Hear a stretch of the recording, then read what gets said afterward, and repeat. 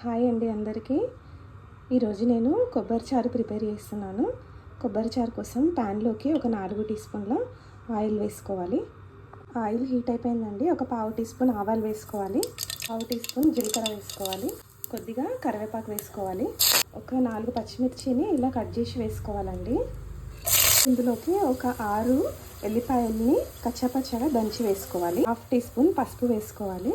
ఒకసారి మంచిగా కలుపుకోవాలండి. ఒక 3 పచ్చి కొబ్బరి చిప్పల్ని ముక్కలుగా కట్ చేసి మిక్సీలో వాటర్ యాడ్ చేస్తూ మిక్సీ పట్టుకోవాలండి. వాటిని జాలీలోకి వేసి వడగట్టుకోవాలి. వడగట్టి దీన్ని పక్కన పెట్టుకోవాలి. ఇందులోకి మనం కొబ్బరిని మిక్సీ పట్టి కొబ్బరి పాలను తీసి పెట్టుకున్నాం కదా, దాన్ని ఇందులోకి వేసేసుకోవాలి. ఈ కొబ్బరి చారుని ఎక్కువ మరిగించుకోవద్దండి. కొంచెం మరగగానే స్టవ్ ఆఫ్ చేసేయాలి. ఇప్పుడు నేను స్టవ్ ఆఫ్ చేసేస్తున్నాను.